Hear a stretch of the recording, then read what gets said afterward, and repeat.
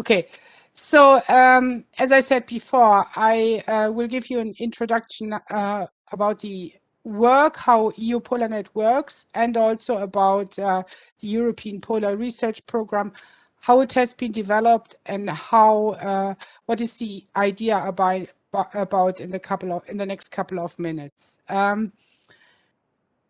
With this talk, the idea with this talk is we want to allow you to understand how EU-PolarNet is working, and this might help you also then writing your offer or proposal for the call of services. So within the EU-PolarNet project, we have co-designed the first integrated European Polar Research Program. And what is special about this program is that we have tried to co-design it from the beginning with all stake and right holders, and that it is also that the research needs which we are recommending are really based on their wishes, on their ideas, and on their request for information. I'm sorry, for some reasons I have a bit, give me a, I have here a bit problem with a mixture of presentations, so I have to switch one off. Oh man.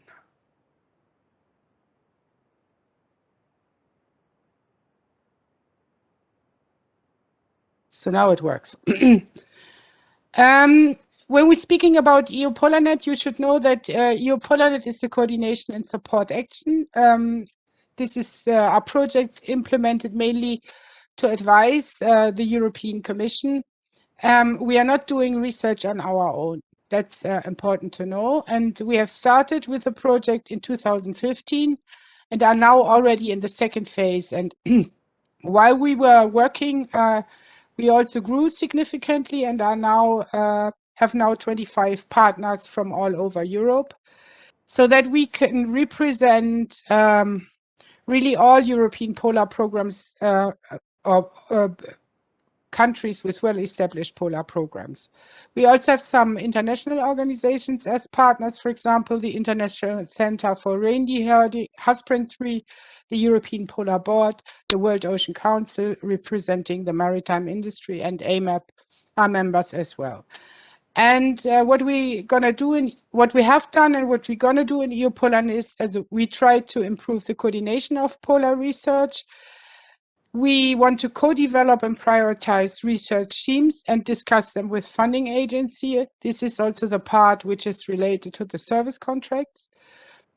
Our ambition is to involve stake and right holders in all project actions, very important. And we are supposed and we will give evidence-based advice to the policy-making processes.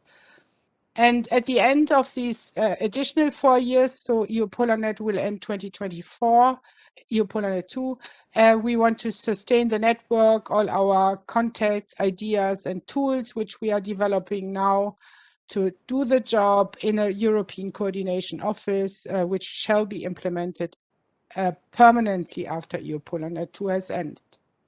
This was a short overview about the general project. Now we are going to the European Polar Research Program, since this is really the basis of our research prioritization work and also the reason, or not the reason, but also the basis for the service contract calls.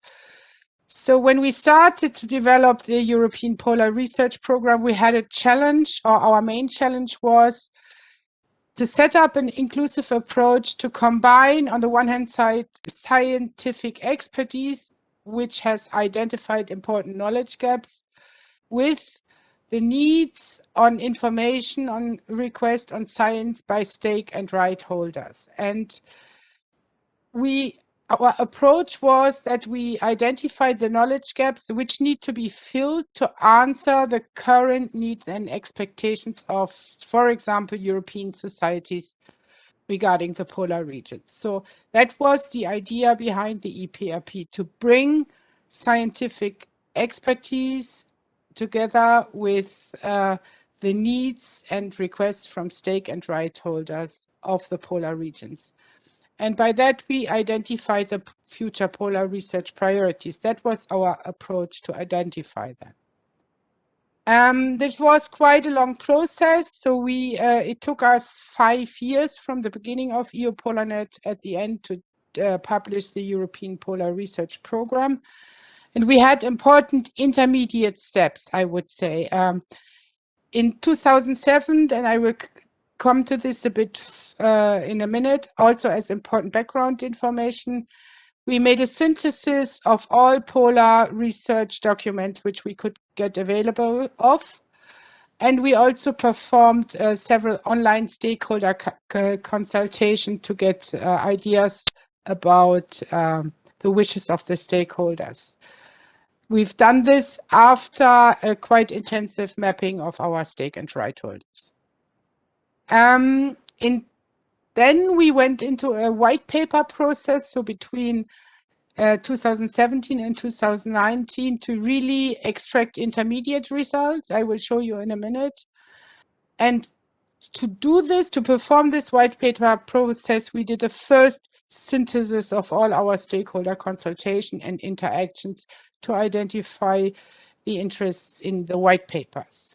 And then after we have done this, we've started with the nomination of experts and the preparation to write the European Polar Research Program, which is there based upon these important documents and important steps we have done before. So in a bit more detail, so we went through 146 publications of national polar strategies, also of strategies from international consortia, from major scientific groups, and so on, to identify what are the really overarching questions, knowledge gaps, which are priorities of the different countries, but also which have been identified in different nations as of high priority. And we came up with 10 overarching research themes. And we related them then with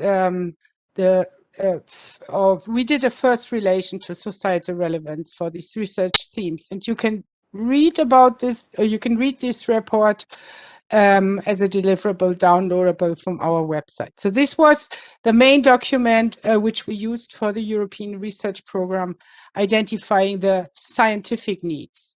In parallel and through the whole 5 years, we tried to engage as much as possible with our stake and right holders. We had 3 online consultations and dozens of workshops and interactions with different stake and right holder groups, trying to collect their interests, their information, their needs. One of the consultations is shown here, which was the basis, which gave us the basis information for the white paper workshop. And that in this consultation, we ask only one question. What are the most important topics in relation to your work and or everyday life in the polar regions that should be solved by future research? We translated this into 9 different languages, also languages of indigenous peoples, and we received 500 answers from 26 countries, which is quite a lot.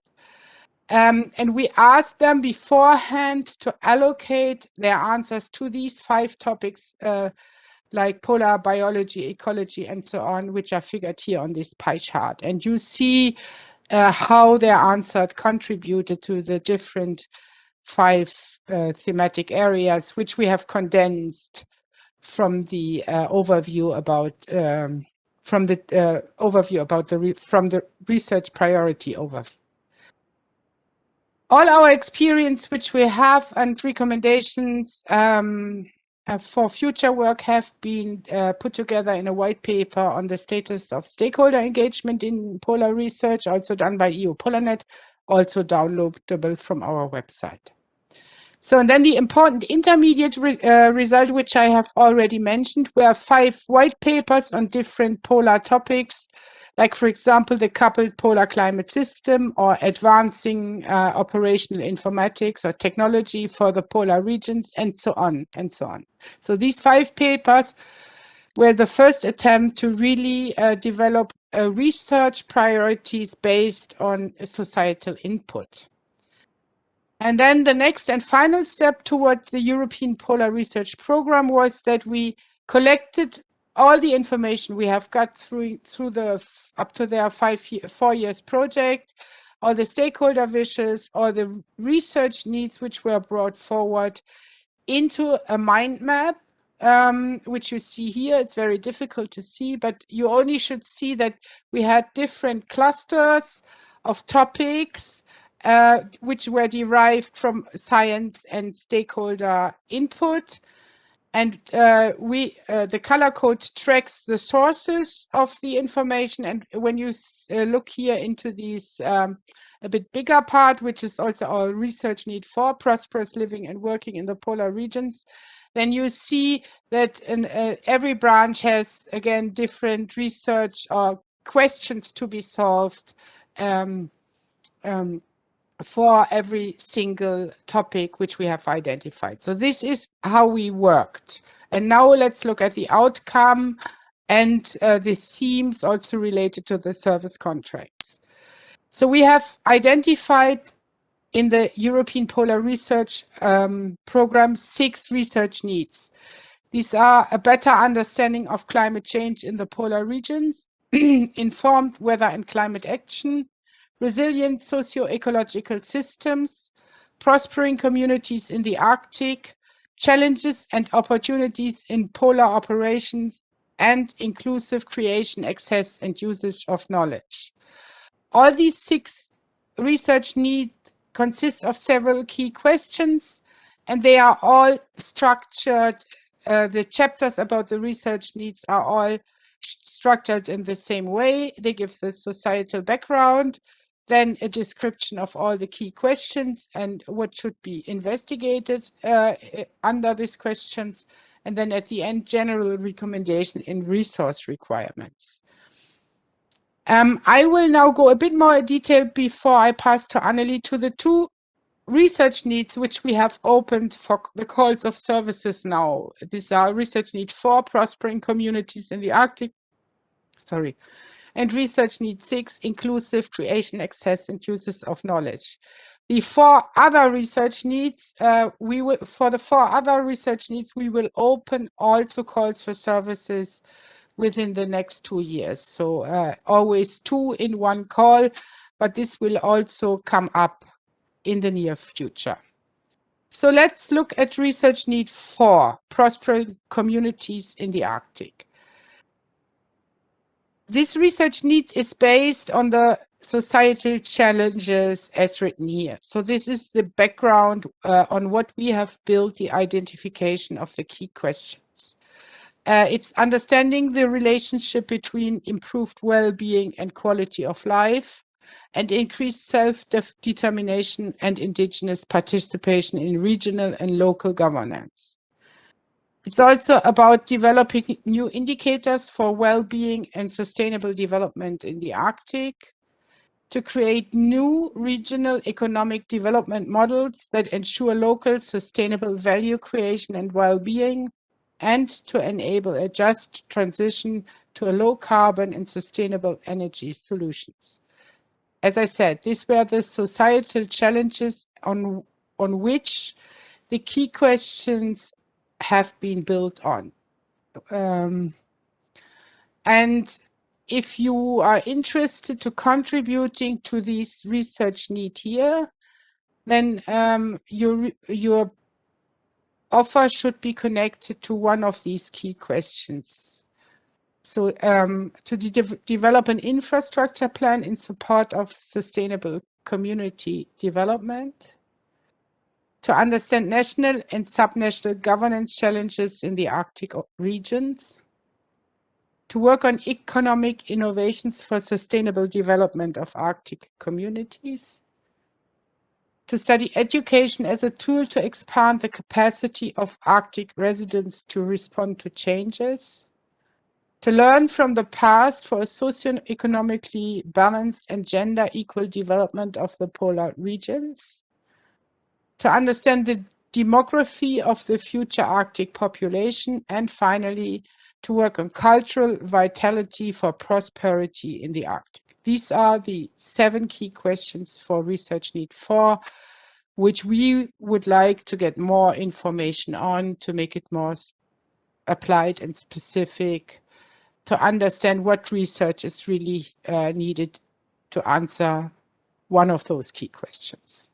And the general recommendation of these research needs are to a more accurate understanding of how prosperous, about how prospering communities can develop, requires a co-production of knowledge approach for all the above mentioned research needs, a resolution mechanism for conflicting data management regimes, and reciprocal access for research and data all over the Arctic. These are the general and cross-cutting recommendations coming out of the discussion in Research Need 4. And I should mention the lead authors of this chapter have been Peter Schweitzer from the University of Vienna in Austria and Halvor Dannevik from the Western Norway Research Institute in Norway. And in addition, 4 to 7 experts or contributing authors have also worked on these chapters.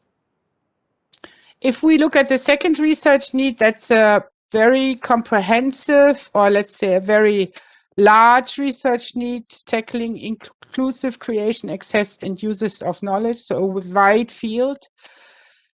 The societal challenges which we have identified and which are the basis of these research needs are a better understanding of stake and right holders, and especially for the Arctic, to keep it a sustained homeland. A challenge is applied and technology-oriented research to support technological challenges of data acquisitions in extreme conditions. New and more efficient methodologies and practices for data acquisition, handling, and analysis and consideration of different knowledge systems has to be achieved. We need adequate and tailored dissemination for targeted audiences and also capacity building. And we have to also, that's important, ensure that the results outlive the project life cycles and that they are used really for other means and applications. From these societal challenges, we identified the following key questions. One of the questions is co-production of knowledge as a benefit to societal stakeholders. Then developing new technologies and improved capacities in observation, modeling, and research in the polar region. Then everything around fair data management principles for polar data collections. Ensuring that knowledge access and capacity building in the polar regions, and exploiting available knowledge and data to address changes in the polar regions. You see a very wide field and a very, let's say, overarching questions. So we are expecting to make these questions a bit more, let's say, specific and also applicable to be funded as a research project. And then the recommendations which came out, or the requirements which came out of this chapter, were that resources should be allocated for design and implementation of a standardized data management. Research should be supported, which addresses the identification of really truly interdisciplinary observations. Coordinated calls shall be provided for seed money to enable co-production of projects, capacity building, promoting excellence, and so on. A bit of this is what we are already doing here. Then establishing cross-border higher education exchange programs for polar nations to share knowledge and experience. We should nurture public education and outreach initiatives. We should develop equitable platforms based on community-driven research and creation of partnerships between research and the private sector. And we should also support demonstration or pilot projects to test how the research results can address these societal needs in practice. These are the overarching recommendations of Chapter 6. I only want to remind you that what I have summarized here is very short, and the chapters give a much more information what we think about, what is behind the different key questions, also more information how they should be addressed. So I can only really recommend that you read these chapters carefully, and you will find a link to the EPRP on our call webpage on the EU-PolarNet homepage. And before I finalize, I have to also say that the European Research Program was reviewed by multiple reviewers, and we are very, very thankful to all of them for their work, which they have put into the EPRP. So we had a stakeholder panel consisting of different right and stakeholders from both poles, the Arctic and the Antarctic. The EPRP was reviewed by the full EU-PolarNet consortium, which is 20 and more partners. We had an external expert advisory board who also reviewed the EPRP and gave valuable comments. And then in addition, we had 35 national reviewers who also looked at certain chapters of the European Polar Research Program. So we are quite confident that what is written there is, let's say, serious. And finally, and that's the end of my talk now, this was a teamwork of the large group of the EU-PolarNet colleagues, which you have seen here from all over Europe. And I want to thank them again and very much for all the effort. And if you want to have further information, please visit our website. So that's the short, more or less short overview about the background and the, let's say, research part of this service, the service call offer. And now we are going immediately to the practical part of the proposal writing and a bit more what we want from you. You can ask already questions in between.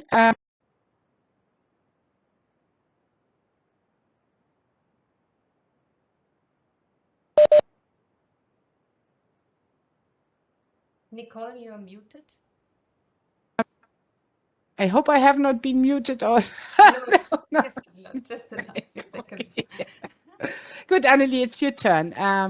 It's Annelie, is the executive manager of EU-PolarNet 2, and yeah, as I said, she will give you now a bit more introduction on how to apply.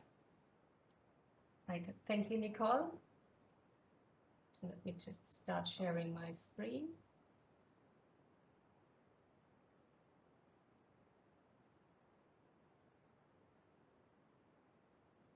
All right. So welcome everyone from my side as well. I would like now to give you a bit more details what the EU-PolarNet 2 service contracts exactly are, what we can fund through them, how you can apply for it, and what you have to include if you want to apply for our service contracts. But first, I will shortly explain why we are offering these service contracts in EU-PolarNet 2. And the background here is that one of the main objectives of EU-PolarNet is the research prioritization, which seeks to advance the European polar research strategies and to support the development of large-scale international polar initiatives. And to do so, EU-PolarNet builds on the research themes defined in the European Polar Research Program that Nicole introduced to you just before, as well as on the white papers and European polar strategies.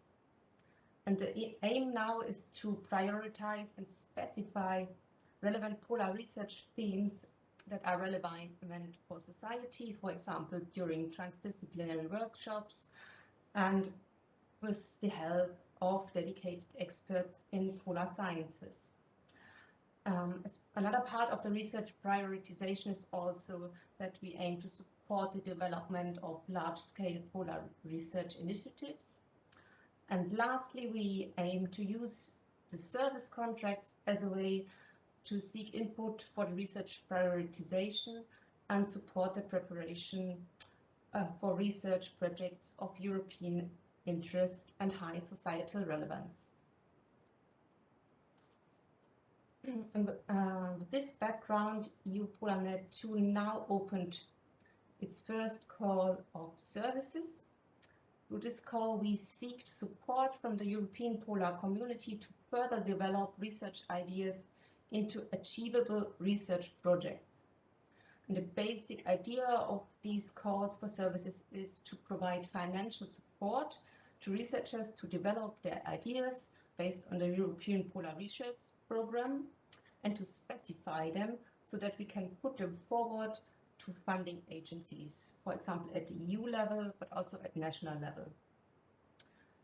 In the presentation of Nicole, you have already heard about the two overarching topics from the European Polar Research Program, the prospering communities in the Arctic, and the inclusive creation, access and usage of knowledge, as well as all the different subtopics. And you can apply now for these two topics and or more specifically to any of the subtopics or subpoints in the present call. EU-PolarNet is going to launch 3 calls for services within the next year. The first is just opened and closes end of September. Then we will open another one next year, tentatively March to May, and the third call for services also tentatively March to May 2023. And each of them will cover 2 of these 6 research needs that Nicole introduced to you before. But before I continue with the application process per se, I would like to explain you a bit why we are offering service contracts and what we mean by that. As said, EU-PolarNet 2 is seeking support in to define concrete research actions, and we seek that in form of a service. And in return, EU-PolarNet will get back concrete research ideas or actions from the applicants. And just for simple administrative reasons, we cannot just distribute seed money or open a classical call for proposals and ask for this service, but we can offer the financial support through service contracts, which more or less corresponds to seed money as you know it. And next, the applicants are offering a support to EU-PolarNet as a service. And that is why we are calling a proposal an offer. So you will find the term offer in all our guidelines and call documents. But basically, you would submit a proposal as you know it. And in line with this terminology, applicants are not called applicants, but they are called service providers. So this was just to clarify terminology that we are using throughout our call documentation. It is a bit different than the classical calls for proposals as you might know it, but please don't let the terminology put you off here. And as a note, since EU-PolarNet 2 is offering a contract, we have to follow the EU procurement rules, which means that we distribute services following the criteria of best value for money.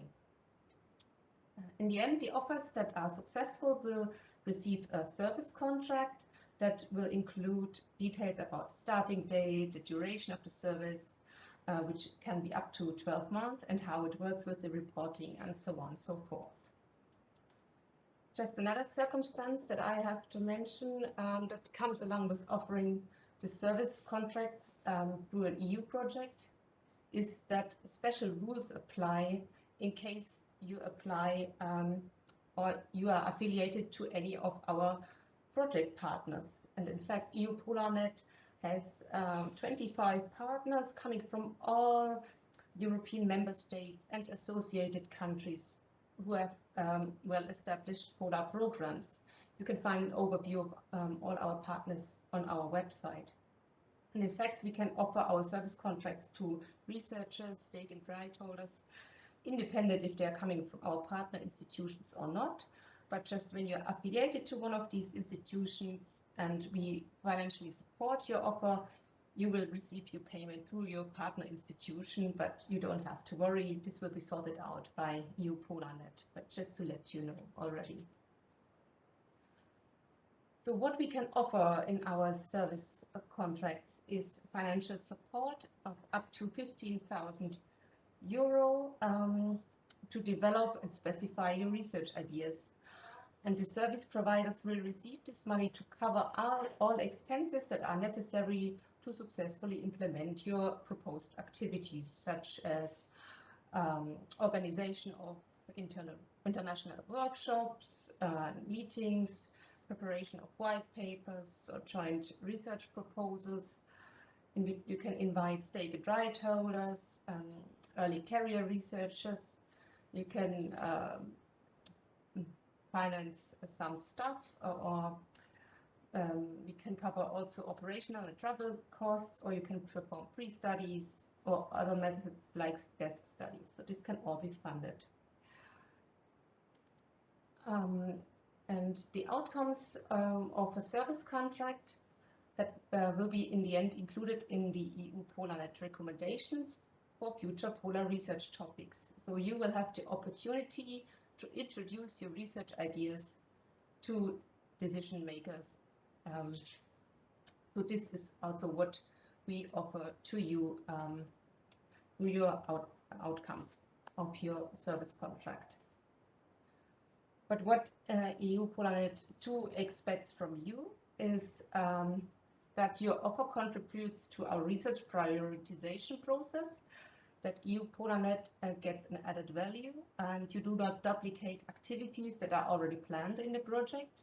And to check what we are planning in our project, you can have a look at our website where we specify our activities. You should plan some dissemination activities addressing the general public or stakeholders or the research community. And in the end, we expect a report about the work you performed, your recommended research activities, and a publishable summary. This report has to be delivered 1 month after completing your service contract. So who is eligible to apply for the EU-PolarNet service contracts? First, the applicants have to be European researchers and or stake and right holders. You have to be based in a European member state or an affiliated country. You have to have the offer has to comprise at least 2 different countries to support the spirit of international cooperation and dissemination. You have to be willing to disseminate your outcomes and provide a short dissemination plan. And we especially encourage the inclusion of early career researchers and the formation of transdisciplinary networking between researchers and stake and right holders, if relevant to the topic or to region you are working in. For all submitted offers, the following eligibility criteria are examined by our evaluation office. First, we check if the submission file is complete, if the submission file was submitted in an electronic format, if the submission file was submitted in time. It must be related to one of these key questions of the call that Nicole introduced to you before. The partners must come from 2 different European or associated countries. The duration of the funding does not exceed 12 months. And you have to comply with our budget requirements. So and only applications that meet all these criteria will be evaluated. by us. The evaluation as such is done by our Polar Expert Group. This is an expert forum which comprises more than 200 international experts in all kinds of polar research, including representatives from the EU Polar Cluster projects, indigenous representatives, researchers from business, NGOs, and other stakeholders performing research in the polar regions. This expert forum supports EU-PolarNet in specifying overarching research priorities, but also in the evaluation of the service contracts. And additionally, we form an internal board that contributes to the evaluation, but also manages and oversees the selection of the projects. Our most important evaluation criteria is, of course, the quality of the offer. As said before, we are giving contracts on a best value for money basis. For example, we will assess if the focus of the offer is well defined and related to EU-PolarNet 2, if stake and right holders are involved and targeted, if the service impact is well assessed and if it's feasible, and if dissemination plan activities are planned. These are just some of our criteria. And the second most important evaluation criteria is that the offer contributes to the research prioritization process. And if your offer is eligible, you will in the end receive a service contract, but this will be the step after, not covered here in this webinar. Coming to the core documents as such, you find them at our website, eu-polarnet.eu/core, and you will there find the following documents for download, the guidelines for applicants, where you also find the eligibility criteria, etc. specified, and also an offer submission file, which is like a proposal template. Here you can see a screenshot of the submission file, which is structured in section 1, where you put all your administrative information, and section 2, which is the description of the service, like the heart of your application, where you enter your objectives, your relation to EU-PolarNet 2, the impact, etc., also budget, and this entire section must not have more than 5 pages, so actually not a very long proposal. In the submission form, you first have to provide information about your service providers and the team involved. So you have to fill out a table where you provide information about the coordinator and the affiliation, and the funding in the end will go to the coordinator's affiliation, just to keep that in mind. And you have to submit a CV of 5 pages maximum per applicant, where please you also indicate your role in the project there, and also experience related to the topic. And again, please remember the eligibility criteria. You have to take care that you include an international team from at least 2 different European countries, include stake and right holders wherever possible, and early career researchers, and also keep in mind the gender balance, please. In the second part of the submission file, the description of the service, you describe the work you are planning, for example. First, you specify the objectives of the proposed project, to provide a clear description, what objectives you want to achieve in the project, and what is the expected added value at the present state of knowledge. And then in the second step, you provide information about the relation to EU-PolarNet 2. So how do your foreseen activities link with the European Polar Research Program? and what is the added value in this respect. Then you provide information about impact, so a clear description how your proposed topic will contribute to societal needs in the long run, and if you're addressing critical issues, for example, related to climate change, environment, and or any other societal relevant issues. Then some information about transdisciplinary networking. You include information how researchers and stake and right holders cooperate in your proposed work. And then in the fifth step, you provide information about the implementation. So a short description on the tools and approaches that you will use and how you will make the project effective. And in the last step, some information about what communication and dissemination activities are planned in your project. Just briefly coming back to point 5 of this description of the service, the implementation plan. Just to mention what you can do in the end to fulfill your objective and to implement your service.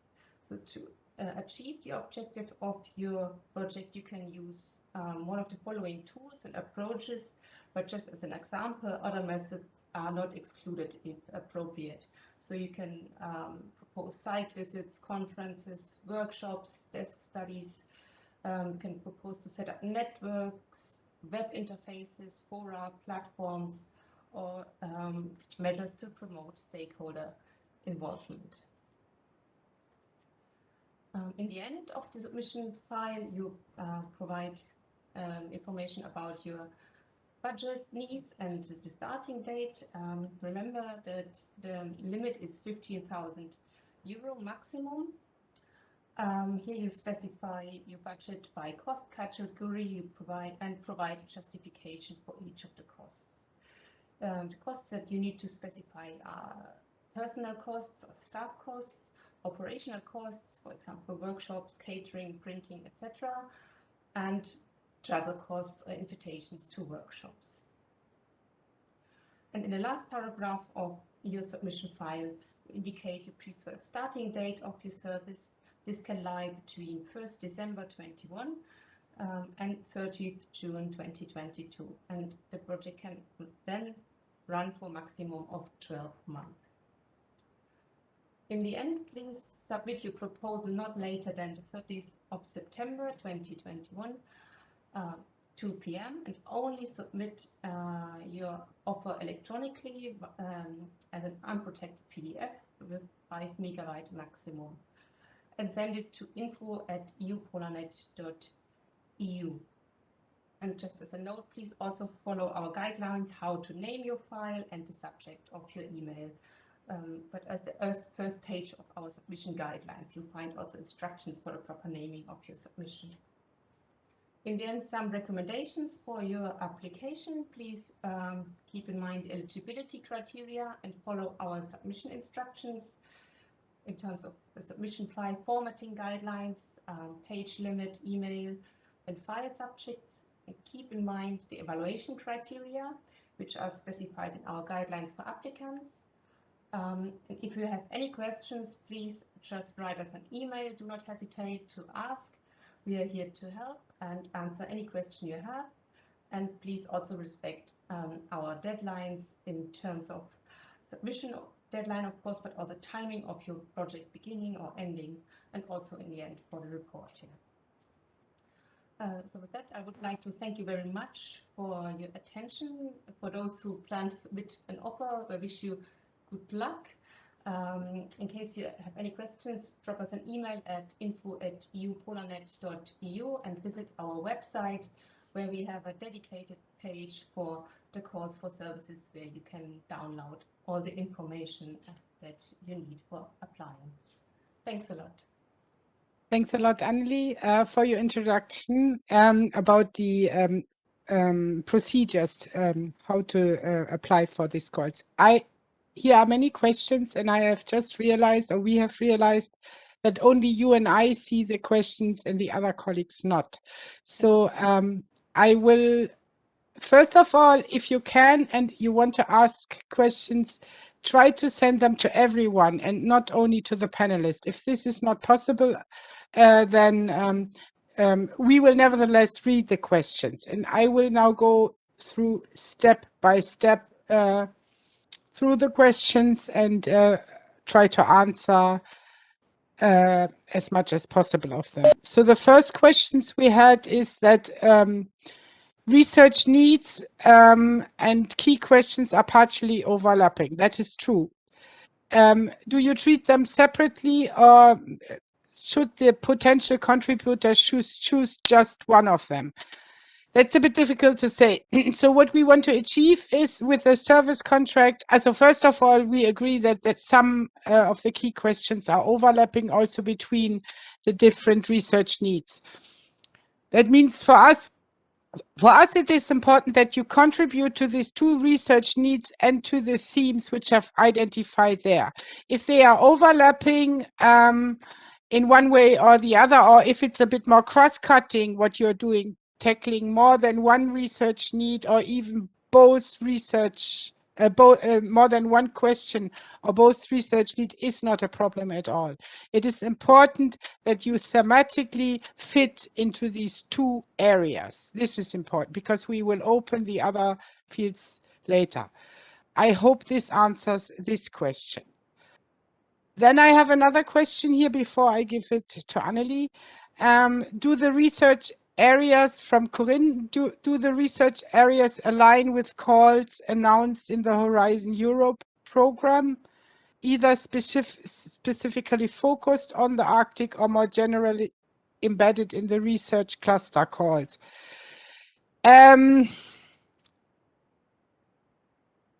Let's say it like this. In the past, I would say yes. In the future, I cannot really judge it at the moment.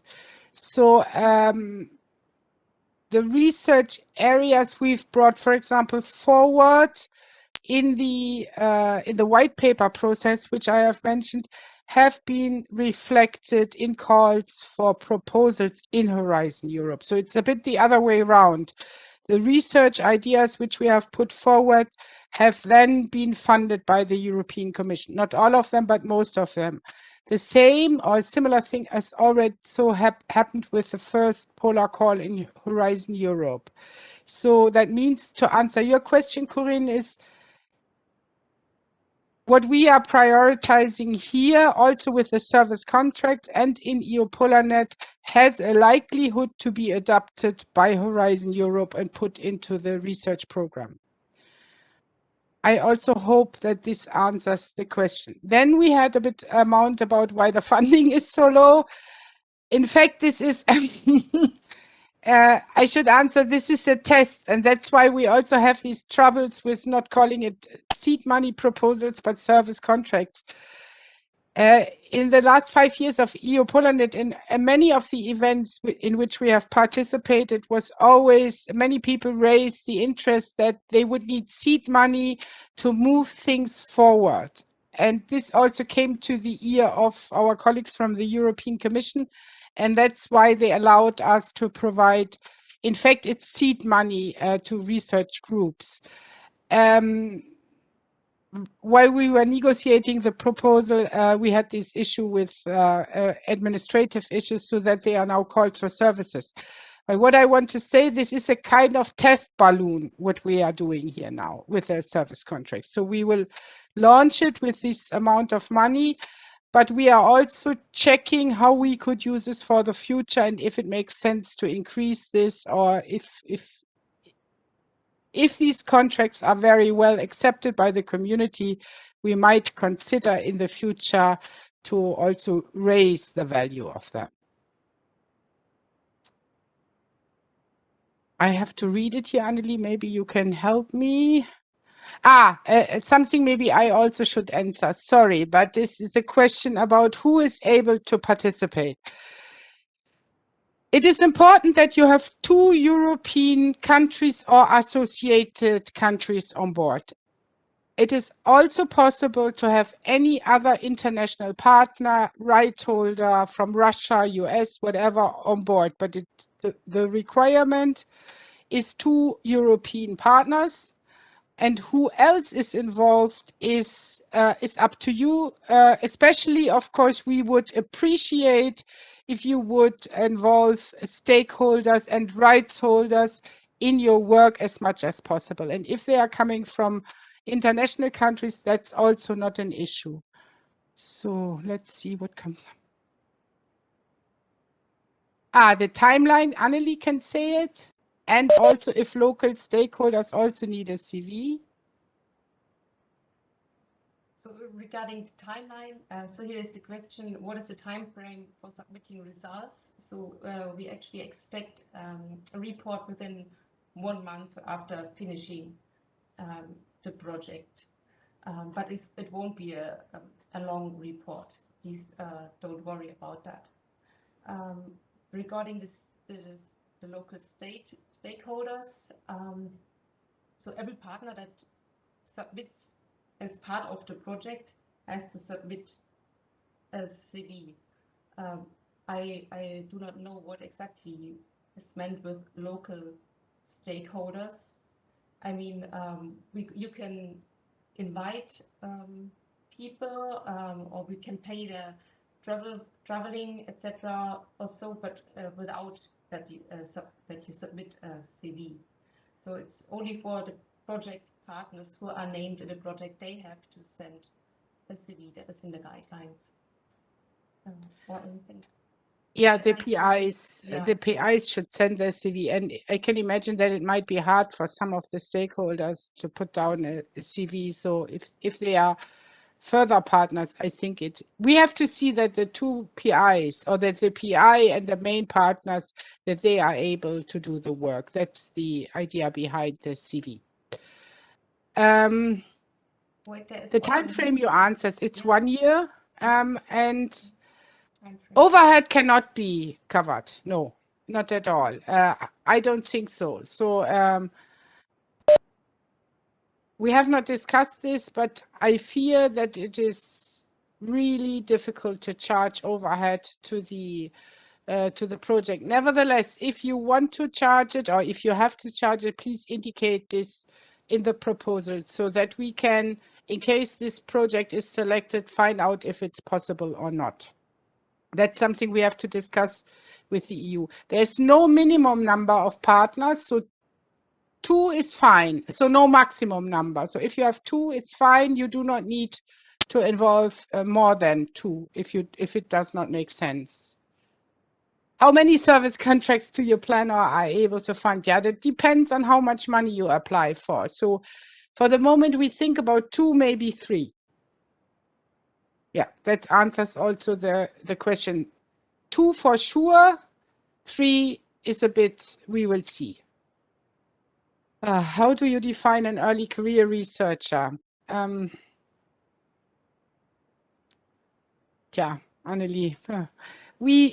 I would say apply the early career criteria which the EU uses for their Marie Curie and so on, for their grants. And this is, I think, up to 6 years after PhD. Yeah. Exactly. So this is the criteria for the earlier the ERC starting grants that the EU also applies. 6 years active as a postdoc. So you have to be active.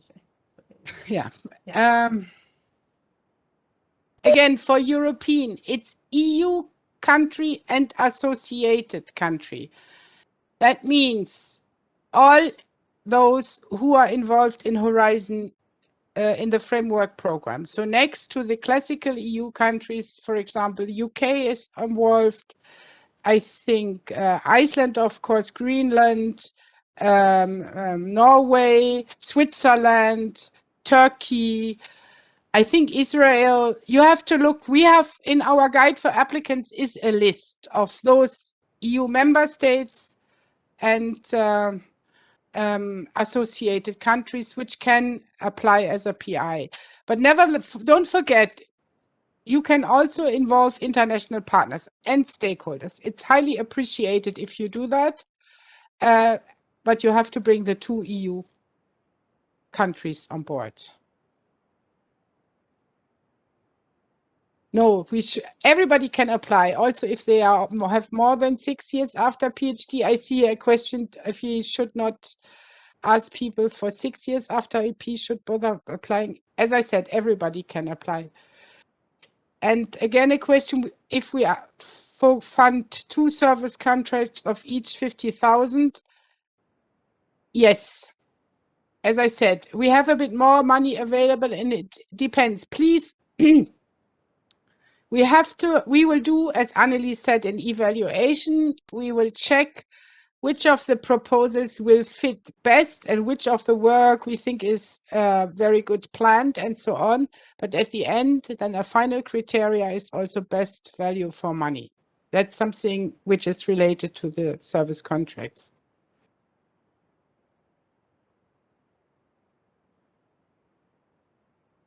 Here I have a question. The last question here is, I fear there will be few applicants given the highly competitive environment and the small amount of money. What are the key arguments we should use to get our younger colleagues interested in applying?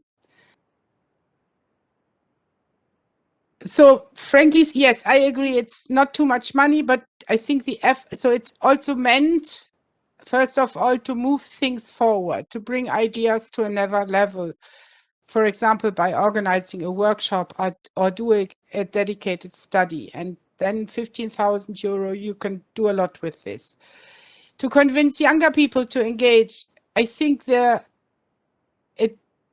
is a unique opportunity also independently from the funding to raise your research idea, to make them more public, to lobby them at the decision makers level. Because as Annelies said, what EU-PolarNet will do is to use the results of the service contracts for the research which we are moving forward towards the colleagues from the European Commission and other funding agencies. We have a dedicated workshop, work package on that. This can be an incentive, I would say, because this is the possibility to make aware that these research needs are there, that there's a groups who are studying it, and that it might also get funding in one way or the other framework, national or bilateral or so on. So that's what we can offer, that we bring this to another level. And as I said before, with our white papers, we have been quite successful so that they are reflected also in calls. Then I have here a question from Marta. With the funding provided, results will need to be very concrete. Are you waiting for something in particular? A methodological framework, a proof of concept, apps? I can say that's up to you. So what we want is,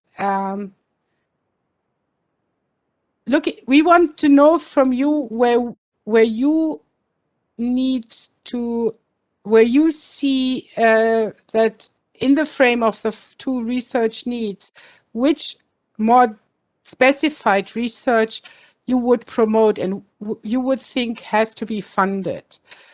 And you can, of course, develop this in any way. You can do a simple desk study and go through documents. You can make a white paper. You can make a proof of concept. So it's a bit up to you how you see you could develop this further better.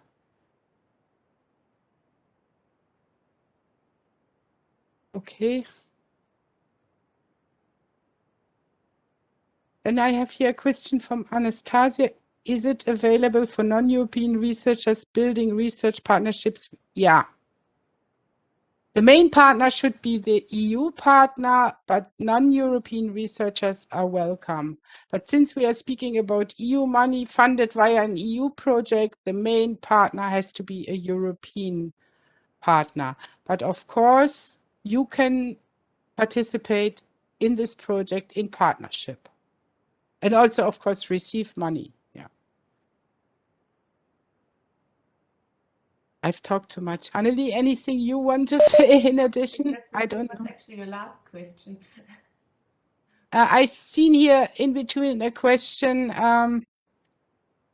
how you can find the recent call in Horizon Europe. You have to go to the participant portal and then check it is open, but we can maybe also publish a link on our website to the respective website of the European Commission. The call is now open, so you see it when you click search for calls. It's Horizon Europe Society Challenge 6, I think, and then you find it. Good. I see no other questions. As I said before, or Annelie also stressed this heavily in her talk. Of course, when you are interested in developing something and you see while you are applying that you have questions, so please send an email to the info@EU-PolarNet address, and we will answer and get in contact with you. So we are looking forward to get as many as possible applications. Also, we are looking forward to the results, of course, but we are also, it's very interesting for us also to see how such a seed money call, how effective or how the demand for such a call is. So that's why we hope to get a lot of proposals.